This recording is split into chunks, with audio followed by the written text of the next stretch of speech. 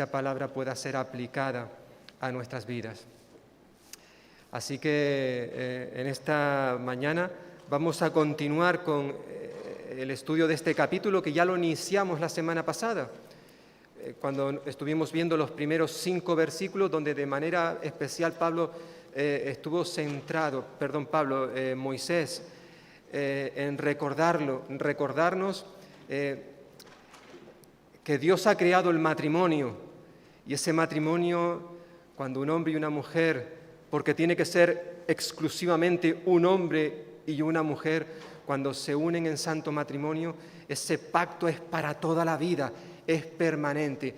Y aunque es verdad que Dios permitió el divorcio, veíamos en estos versículos, y sobre todo nos trasladamos a las palabras del Señor Jesús en Mateo capítulo 19, aunque Él lo permitió en unas determinadas circunstancias, el propósito, el plan original de Dios desde el principio hasta el presente sigue siendo que el matrimonio sea el pacto, la unión entre un hombre y una mujer para siempre, para siempre. Pero el Señor tuvo que dar una serie de leyes, de manera especial, decíamos, para proteger a la mujer de un marido cruel, irresponsable e inmaduro, que en cualquier momento y por cualquier razón podía echarla de casa. Por eso Dios estableció una serie de leyes. Bueno, el capítulo continúa con otra serie de leyes que en cierta forma nos recuerda la preocupación que tiene Dios por aquellas personas que están siendo despreciadas, que no están siendo atendidas por los gobernantes, que no están recibiendo justicia, las personas más vulnerables que había en la sociedad. De manera especial, el libro de Deuteronomio una y otra vez nos está recordando precisamente esto, que Dios se preocupa de manera especial por las personas más vulnerables que habían en la sociedad israelita. Personas como el levita, ya estuvimos hablando de ellos, el levita, el esclavo, los extranjeros, los inmigrantes, los huérfanos, las viudas, los pobres. Dios ama a todo el mundo, no cabe duda, y eso lo vemos en su palabra, pero de una manera especial Dios fijó sus ojos en estas personas más vulnerables. El libro de Deuteronomio contiene una serie de leyes humanitarias que tenían el propósito de enfatizar la obligación que tenían los israelitas de ayudar a las personas más desfavorecidas dentro de la sociedad hebrea, porque no hacerlo suponía un grave pecado, como se nos recuerda en el capítulo que vamos a ver en esta mañana. Dios está, hermanos y hermanas, preocupado por los que sufren la explotación, la opresión, la injusticia. A nadie de nosotros se le escapa que vivimos en una sociedad, tanto a nivel interno en nuestro país como en una sociedad global, donde prima la ley del más poderoso. Tanto tienes, tanto vales. Y dependiendo de la situación en la cual uno se encuentre, recibirá una clase de justicia u otra. Es cierto que vivimos en un país, yo lo he escuchado más de una ocasión, que dice que la justicia es igual para todos. Y lamentablemente, hermanos, hermanas y amigos, tenemos que decir que eso no es cierto. No es cierto. Nos gustaría, y quizás en la mente de los políticos, de los que nos gobiernan, quizás esté ese deseo, que la justicia sea igual para todos, pero no es cierto. No es cierto. Hay discriminación. Se trata de una persona de una manera u de otra, dependiendo de su situación económica, de su estatus social, de su sexo, de su ideología. Esa es la realidad en la cual vivimos. Aunque en este capítulo se menciona una serie o una variedad de leyes, podríamos agruparlas básicamente en 3 grupos. Por un lado, hay varios versículos en los cuales Dios prohíbe el que se hagan ciertas cosas. Por ejemplo, exigir una garantía, un aval a los pobres, a los necesitados. En estos versículos básicamente se nos recuerda que los israelitas, como también la iglesia en el día de hoy, debe de imitar la compasión y el cuidado que Dios tiene para con los necesitados. Que nosotros, como los israelitas en el pasado, tenemos que amar de la misma manera que Dios ama, de la misma manera. Y que también debemos de recordar la gracia de Dios en el pasado para poder enfrentar el presente. Ya hemos mencionado en el capítulo anterior que Dios había dado leyes a su pueblo en cuanto a que si un israelita le prestaba un dinero a otro israelita, no le podía cobrar intereses. Sin embargo, el prestamista, aquel israelita que le prestaba un dinero a otro israelita, podía pedir algo de valor a esta persona como un aval, como garantía de que le va a devolver el dinero que le ha prestado. Ahora bien, Dios había establecido unas normas que regularan que a los pobres no se les exigiera algo que era vital, indispensable para poder vivir. El que a los pobres se les exigiera ciertos objetos como garantía serviría para añadir más dolor y presión a la situación que ya vivía el pobre.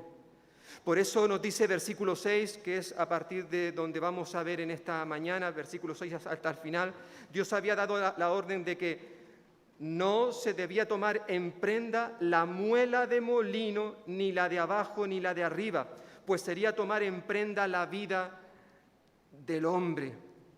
Es decir, una de las cosas que un prestamista no podía exigirle, pedirle, demandarle a un pobre era la muela de molino, es decir, la piedra con la que la familia en casa molían, trituraban el trigo cada día para hacer pan y poder comer. Si alguien le quitaba esta herramienta indispensable a esta familia, indispensable para preparar sus alimentos, estaría poniendo en peligro la subsistencia de esta familia. Por eso Dios pidió que esto no se hiciera. Le podrás pedir como aval, como garantía cualquier otro objeto, pero este no, estaba prohibido. De igual manera, sucedía que a los pobres tampoco se le podía demandar ciertas prendas de vestir. Versículos 10 al 13 y 17, dice versículo 10, cuando entregues a tu prójimo alguna cosa prestada, no entrarás en su casa para tomarle la prenda, te quedarás fuera, y el hombre a quien prestaste, te sacará la prenda. Y si el hombre es pobre, no te acostarás reteniendo aún su prenda. Sin falta le devolverás la prenda cuando el sol se ponga, para que pueda dormir con su ropa y te bendiga. Para ti será como una obra de justicia delante de Jehová tu Dios. Dice versículo 17, no tomarás en prenda la ropa de la viuda. En este caso, en este texto, en este contexto se refiere a esa prenda de vestir que usaba el pobre para poder dormir. Si se le exigía esta prenda como señal, como aval, más que como una garantía, sería una expresión de desprecio hacia el hombre pobre. El prestamista no podía demandar estas cosas vitales al necesitado que había solicitado un préstamo. Especialmente, se nos menciona en este capítulo en varias ocasiones, especialmente hacia el extranjero, el huérfano, la viuda. Versículo 17 que ya hemos leído en parte, no torcerás el derecho del extranjero, ni del huérfano, ni tomarás en prenda la ropa de la viuda. Es interesante, hermanos, hermanas, y ya recordaréis, los que habéis estado siguiendo este estudio, cómo a lo largo de este libro, una y otra vez, se nos muestra esa preocupación que Dios tenía por estas personas, especialmente el extranjero, el huérfano y la viuda. Ya decía el salmista, allí en el Salmo 68, que el Señor es Padre de huérfanos y defensor de las viudas. A Dios le importa esas personas que no tienen hogar, los sin techo. Incluso en la misma cruz, el Señor Jesús, estando allí a punto de morir, pensó en su madre, la cual probablemente quedaría desprotegida con la muerte de su hijo primogénito. Es por eso que le encargó al apóstol Juan: Juan, he ahí tu madre, llévala a tu casa, cuídala, hospédala. El Señor, a lo largo de la Escritura, vemos, hermanos y hermanas, cómo Él mostraba un interés y una preocupación especial por estas personas. Y Él demandaba ahora que su pueblo, sus hijos, hicieran lo mismo con el indefenso, con los necesitados, que los cuidaran. En una ocasión, un experto de la ley se le acercó a Jesús para decirle: Jesús, ¿qué puedo hacer yo para heredar la vida eterna? Y Jesús le llevó a los 2 mandamientos más importantes que hay en la Biblia. Ama al Señor tu Dios con todo tu corazón, con toda tu alma, con todas tus fuerzas, con toda tu mente. Y ama a tu prójimo como a ti mismo. Y aquel experto de la ley, para justificarse a sí mismo, dijo: ¿y quién es mi prójimo? Y Jesús le contó aquella preciosa historia que conocemos como el buen samaritano. Nos dice esa historia en Lucas capítulo 10, que hubo un hombre que iba caminando hacia Jericó. Y en ese trayecto los ladrones le asaltaron. Pero no solamente le robaron, sino le dieron tal paliza que lo dejaron como muerto. Probablemente aquellos hombres pensaban que había muerto, pero estaba vivo aún. Y por aquel camino pasaron 2 religiosos que al ver aquel moribundo siguieron de largo.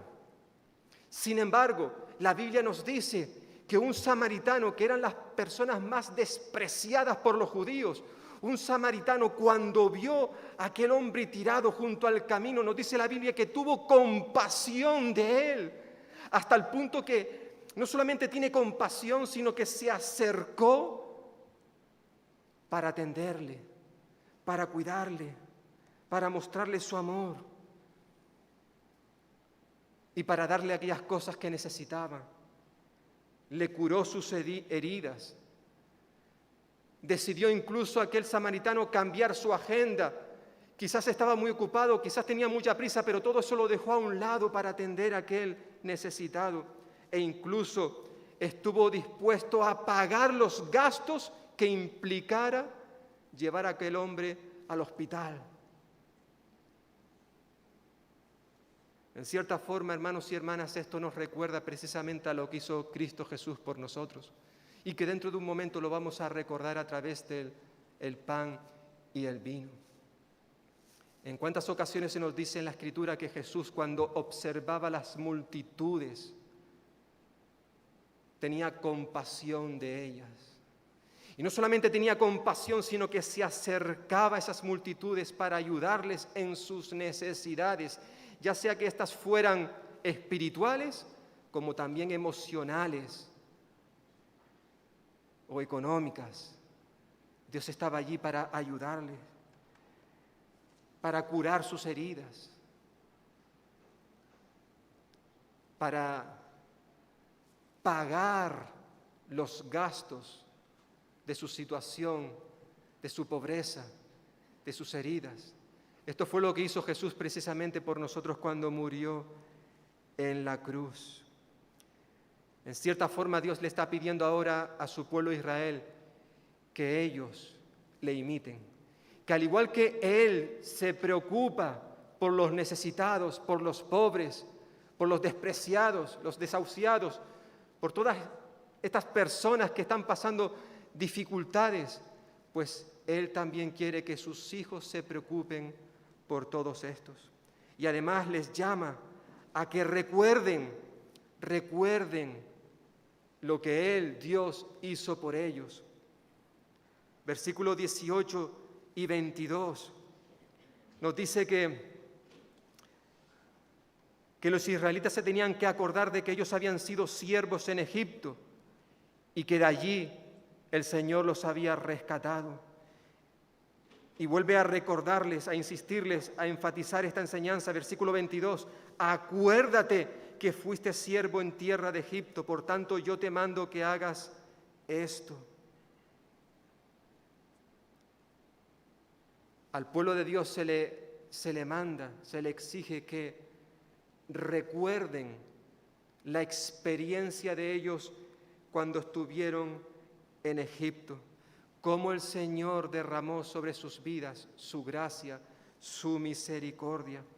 Los prestamistas, aquellos israelitas probablemente empresarios que estaban dispuestos a dar un dinero prestado a otro israelita, tenían que recordar continuamente que ellos en el pasado habían sido pobres, habían sido personas indefensas, como la viuda, como el extranjero, como el huérfano. Y por tanto, teniendo esto en cuenta, tenían que actuar en consecuencia. Y qué importante, hermanos y hermanas, es que también tú y yo recordemos del lugar del cual nos sacó el Señor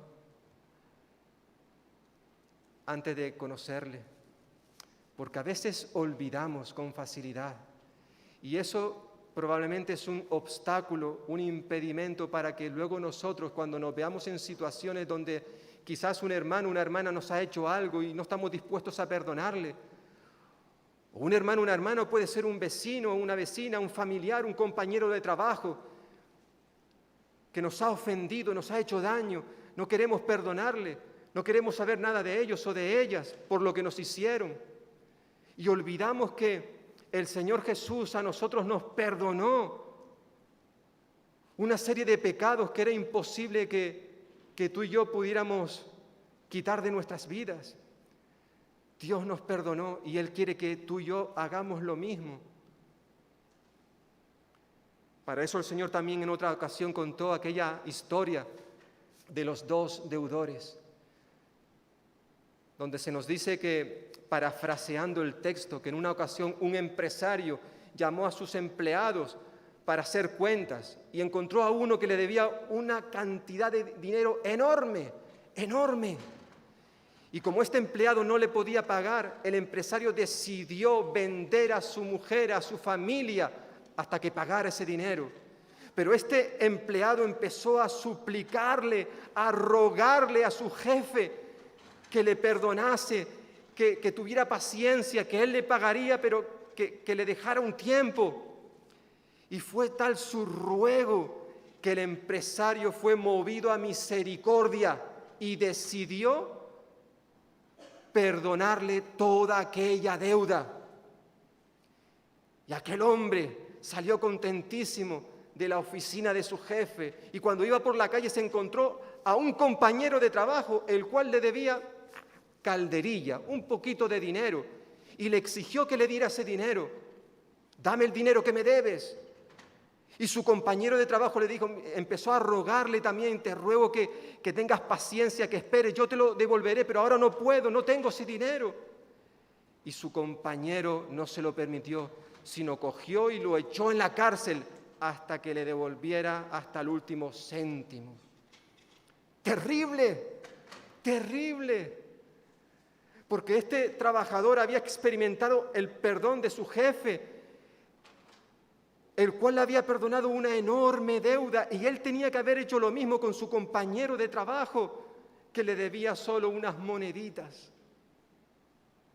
Y el Señor Jesús contó esta parábola que se encuentra en Mateo capítulo 18 para recordarle a sus oyentes, a sus seguidores, como también a nosotros, la importancia de estar dispuestos a perdonar, a ayudar al necesitado, a recordar lo que Él ha hecho por nosotros. Porque en cierta forma estos dos trabajadores, los dos eran deudores, uno debía más, uno debía menos, pero los dos eran deudores y no tenían con qué pagar. Tú y yo también somos deudores, no teníamos con qué pagar a Dios por nuestros pecados, pero Cristo Jesús, hermano, hermana y amigo, Él pagó con su propia vida nuestra deuda. Y ahora quiere que tú y yo estemos dispuestos a perdonar a todos aquellos que nos hagan algún tipo de mal. Lo cierto es que Dios pone en muchas ocasiones en nuestro camino personas que están necesitadas y tú y yo hemos de tener compasión, misericordia y ayudarles según tengamos posibilidad. Cristo tuvo compasión de nosotros. Y no solamente tuvo compasión, sino se acercó, dejó su trono de gloria para venir a este mundo por ti y por mí. Y Él se comprometió a sacarnos de la situación en la cual vivíamos por amor. Y Él quiere que también tú y yo hagamos lo mismo.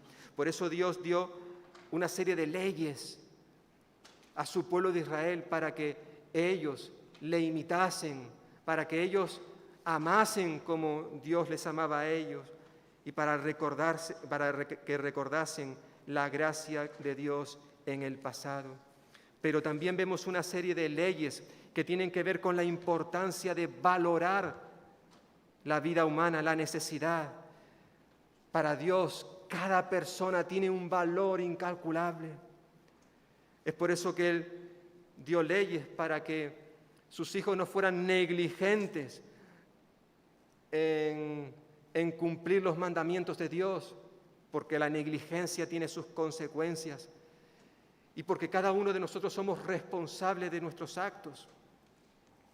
Versículo 7 se nos recuerda que Dios había dicho que cuando sea hallado alguien que haya secuestrado a uno de sus hermanos entre los hijos de Israel para esclavizarlo o venderlo, ese ladrón morirá. Así extirparás el mal de en medio de ti. La vida de una persona era sagrada en Israel. Por eso Dios advierte que aquel que pretenda secuestrar a uno de sus hermanos tendrá que pagar con su propia vida si comete tal delito. El secuestro era una práctica muy común en el Antiguo Oriente. Pero Dios mandó a sus hijos que en la sociedad israelita los derechos y la dignidad de una persona tenían que ser protegidos. El secuestro era considerado como una violación muy grave. Hace poco leí un artículo en la página cristiana protestante digital titulado El secuestro, un arma en la persecución. Y el hermano que escribía este artículo comentaba que el secuestro es una práctica que ha ido tomando forma, fuerza en los últimos años y que se ha convertido en una palabra que leemos cada vez con más frecuencia entre los titulares de las noticias de la iglesia perseguida, como hemos visto en esta mañana. Porque es interesante que de esa lista de este año, donde hay 50 países donde más persiguen a los creyentes, prácticamente la mitad de esos países, 23 exactamente, practican de manera habitual el secuestro. El secuestro. Hoy vivimos en un mundo donde el secuestro está al orden del día. Muchas personas en diferentes partes de este planeta secuestran a otras, especialmente para traficar con ellas. Y de una forma especial secuestran a mujeres y a niños. Dios entregó una ley, entregó su palabra que era buena, útil y servía, como dirá el apóstol Pablo a Timoteo, precisamente para denunciar cosas como el secuestro. Primera de Timoteo 1:10. Por tanto, Dios dio unas leyes a su pueblo que ellos no podían hacer, probablemente lo que se hacía en la tierra de Canaán y en los países de alrededor, practicar el secuestro. Que a ningún israelita se le pasara esto por la cabeza. Además, de igual manera, era necesario que en Israel se guardaran las normas relacionadas con la enfermedad de la lepra. Versículo 8. En cuanto a la plaga de la lepra, ten cuidado de observar diligentemente y hacer todo según lo que os enseñen los sacerdotes levitas, según yo les he mandado. Así cuidaréis de hacer. El Señor había dado unas instrucciones de cómo se debía proceder a la hora de enfrentar dicha enfermedad. Y a los israelitas se les manda que tengan cuidado de observar, dice el texto, diligentemente las normas que Dios había establecido, que las vimos en su momento ahí en Levítico capítulo 13 y 14, ya que la vida del prójimo estaba en juego si dicha enfermedad se propagaba, se extendía. El desobedecer estas normas sanitarias tendría trágicas consecuencias. Y para recordar esto, se nos pone de ejemplo a Miriam, María, la hermana de Moisés, que contrajo la enfermedad de la lepra por causa de su desobediencia, allí en Números capítulo 12. Y este ejemplo tenía que servir como advertencia a todo el pueblo. Versículo 9. Acuérdate de lo que le hizo Jehová tu Dios a María en el camino después que salisteis de Egipto. Con este ejemplo se le está diciendo al pueblo, fijaos, si a María, la hermana de Moisés, fijaos, fue castigada con la lepra por haber desobedecido, por haber murmurado, de la misma manera aquellos que desobedecen a Dios pueden experimentar trágicas consecuencias. Por eso se advierte también al pueblo de Israel de la importancia de guardar estas normas, pero además se le recuerda que cada israelita es responsable de sus propios pecados, de sus propios actos. Ni los pecados del padre se le podían imputar a los hijos, ni los pecados de los hijos se le podían imputar a los padres. Versículo 16. Los padres no morirán por los hijos, ni los hijos por los padres. Cada uno morirá por su pecado. Es interesante que a lo largo del Antiguo Testamento, de manera especial, hay un énfasis en la responsabilidad individual, personal. Cada uno es responsable de sus propios pecados. Aunque también hay que recordar, como en tantas ocasiones hemos señalado, y en el Antiguo Testamento vemos varios ejemplos, y es lo que va a suceder en el próximo libro de Josué. Aunque cada uno era responsable de sus pecados, eso no quería decir que cuando uno peca, si yo peco, las consecuencias de mi pecado también pueden, y por norma general así sucede, que afectan a otras personas que me rodean. Es el caso de Acán, un ejemplo muy utilizado, que lo veremos en el siguiente libro. Dios había dicho que cuando entraran en Jericó no se podía tomar nada de los tesoros que había en aquella ciudad, pero hubo un hombre llamado Acán que tomó algunas cositas de los tesoros. Y ese pecado no solamente le afectó a él de manera personal, individual, sino que le afectó a toda su familia, porque todos tuvieron que morir. Pero es que afectó a todo el pueblo de Israel, porque en la siguiente batalla Israel, que creía que iban a conseguir otra victoria, fueron derrotados. Y empezaron a llorar, pero ¿qué ha pasado aquí, Señor? Si tú estás con nosotros, ¿por qué hemos perdido esta batalla? Y el Señor le dijo, alguien ha pecado. Hay pecado en medio del pueblo. Y ese pecado está afectando a la vida de toda la congregación. Y esto, hermanos y hermanas, continúa vigente en el día de hoy.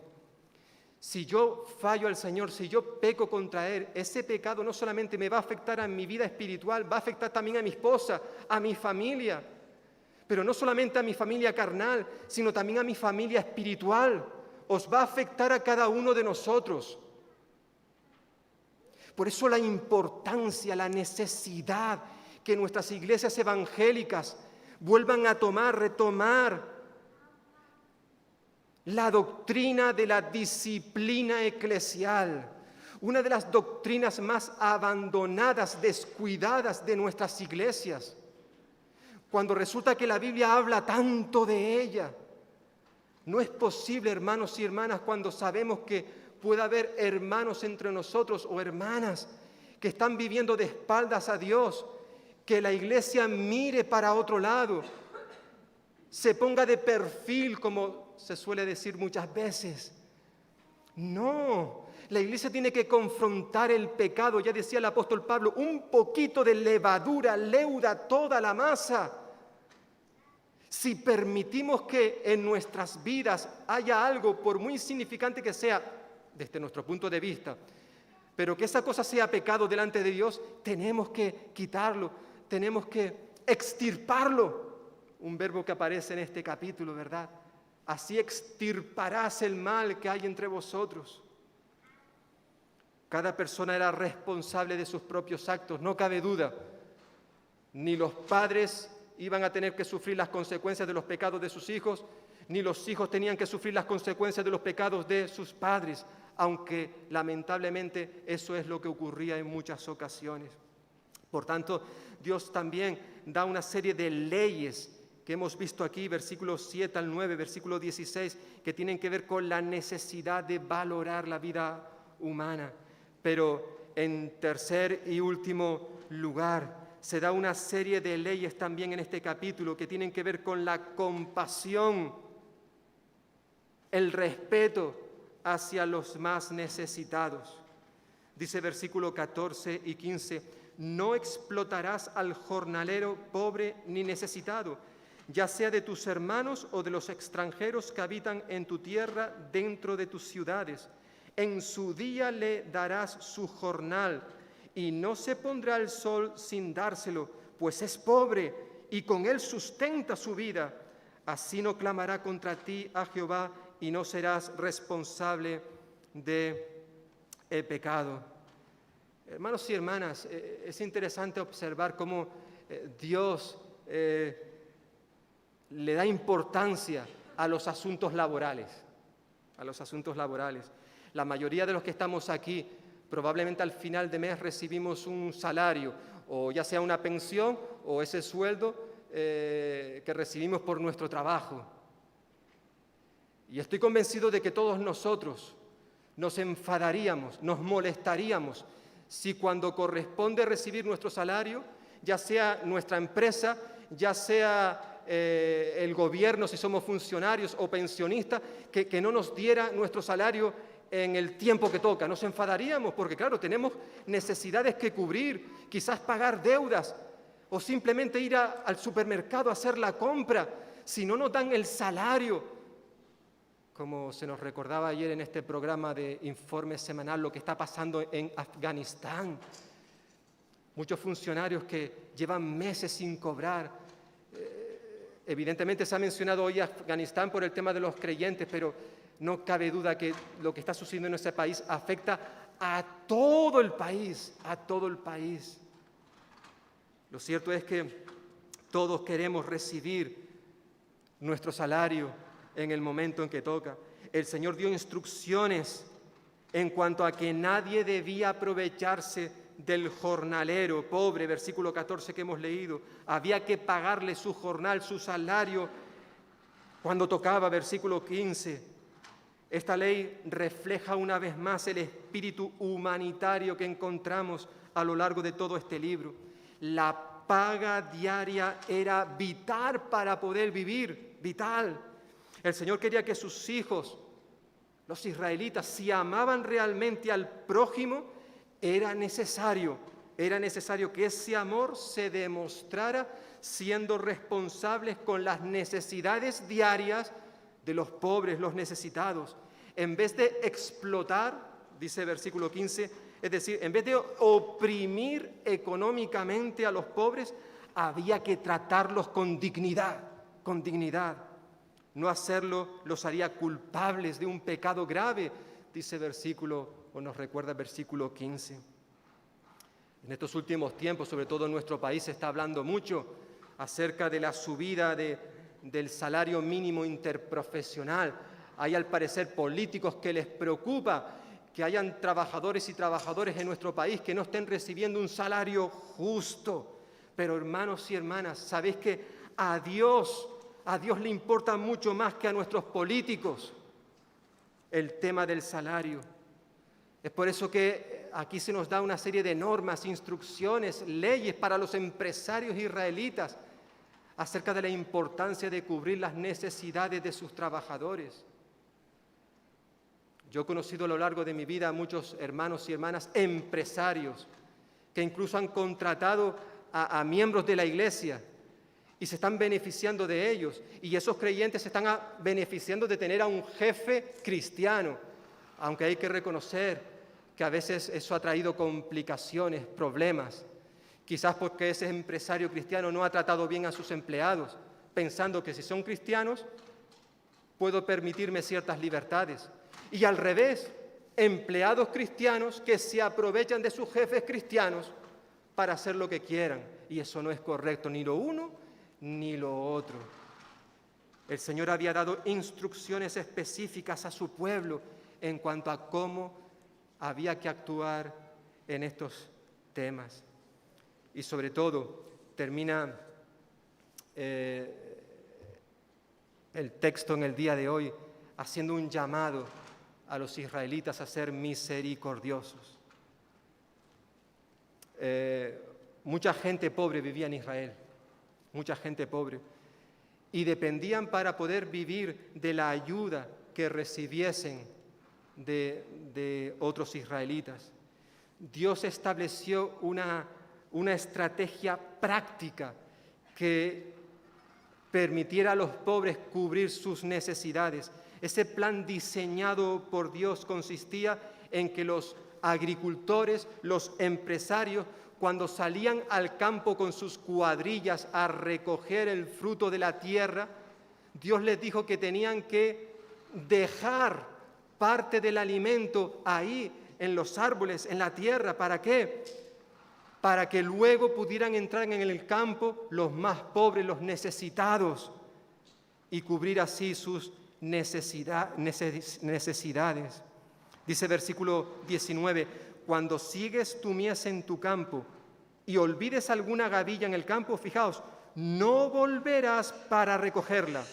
Será para el extranjero, el huérfano y la viuda, a fin de que Dios te bendiga en toda la obra de tus manos. En segundo lugar, cuando sacudas tus olivos, no recorrerás las ramas, a ver si quedó alguna oliva en la rama, no recorrerás las ramas que hayas dejado detrás de ti, serán para el extranjero, el huérfano y la viuda, se vuelve a repetir. Y en tercer lugar, versículo 21, cuando vendimies tu viña, cuando entres en los viñedos, no rebuscarás tras de ti, no, será para el extranjero, el huérfano y la viuda. Una y otra vez el Señor le recuerda a su pueblo, a los israelitas, a aquellos que estaban económicamente bien, que una forma de ayudar a los necesitados era dejando parte del fruto de la tierra allí para que luego entraran el extranjero, el huérfano, la viuda y pudieran coger lo que había quedado para poder vivir. Algo de esto vemos precisamente en la preciosa historia de Ruth, la cual juntamente con su suegra Noemí, una vez que llegaron a Israel, regresaron de los campos de Moab, a Ruth se le permitió precisamente hacer esto, ir a la rebusca, algo que es muy común aquí en nuestra tierra manchega, ¿verdad? Y coger lo que había quedado. La palabra de Dios, hermanos y hermanas, dedica un amplio espacio precisamente para hablar de los pobres, los necesitados, los oprimidos. El Señor se preocupa por estas personas y nos ha mandado a nosotros, a su pueblo, al igual que sucedió con el pueblo de Israel. Ahora le manda a su iglesia a que prestemos atención al clamor de estas personas. Hacer oídos sordos a este mandato era una muestra de que realmente hemos olvidado para qué vino Cristo a este mundo, el cual nos dirá el mismo Señor Jesús que Él vino para dar su vida en rescate por todos. Y ahí están incluidos los pobres, los necesitados, los indefensos, los despreciados de la sociedad.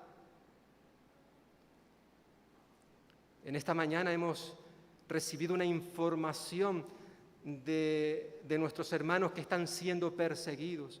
Y evidentemente tenemos muchas formas de ayudarles. La principal, no cabe duda, es la oración, pero no es suficiente con la oración, sino también ellos necesitan. Esta hermana de Corea del Norte no tenía ni para comer. ¿Cómo reciben esa ayuda? Pues gracias a ministerios como el de Puertas Abiertas, que ellos reciben ofrendas de diferentes partes del mundo y luego la canalizan para que llegue precisamente a los más necesitados, a los pobres.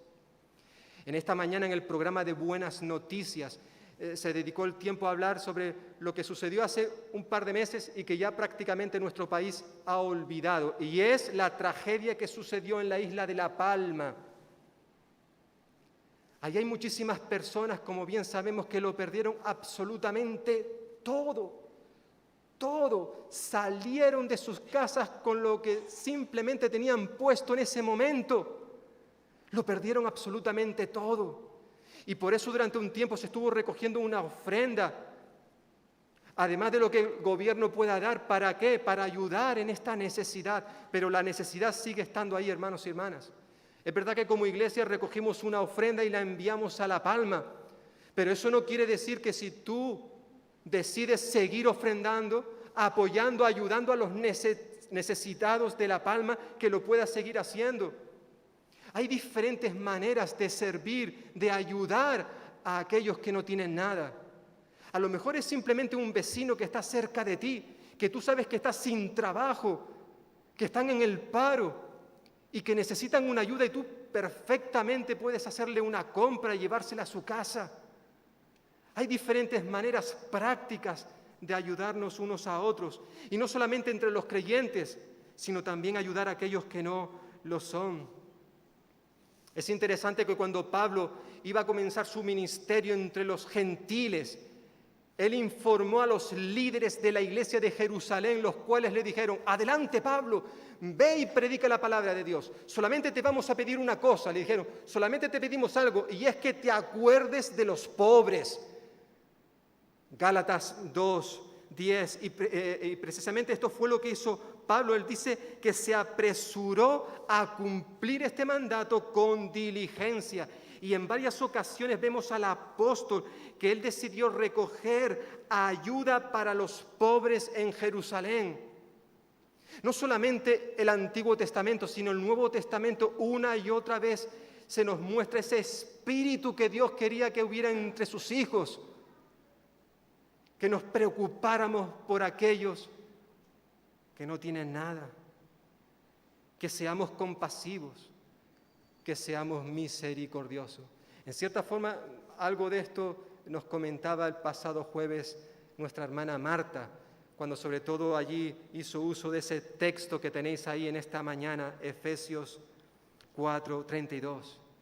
Dios nos pide a sus hijos, a su iglesia en el día de hoy, que seamos amables unos con otros, misericordiosos, bondadosos, compasivos, perdonándonos unos a otros, así como también Dios nos perdonó en Cristo. Y no solamente nos perdonó, sino que tuvo misericordia, compasión de ti y de mí. Por tanto, hermanos y hermanas, la palabra en el día de hoy que ha sido predicada no solamente tiene que ser escuchada, sino también a ser aplicada en nuestras vidas. Estamos haciendo tú y yo de manera individual lo que Dios demanda de nosotros? ¿O como iglesia, conoces a alguien que está pasando por una extrema necesidad? Pues que el Señor te ayude a ti y a mí para, en vez de mirar para otro lado, estemos dispuestos a hacer lo que Dios también hacía, a preocuparnos. Él se preocupó en estas cosas. Y tenemos que preguntarnos en esta mañana, si Dios se preocupa por estas personas, ¿vamos a ser menos tú y yo? Pues que Él nos ayude para que realmente podamos mirar en el lugar donde nos encontramos y que le pidamos al Señor que nos guíe y nos muestre en qué podemos colaborar tú y yo, de manera individual y también como iglesia.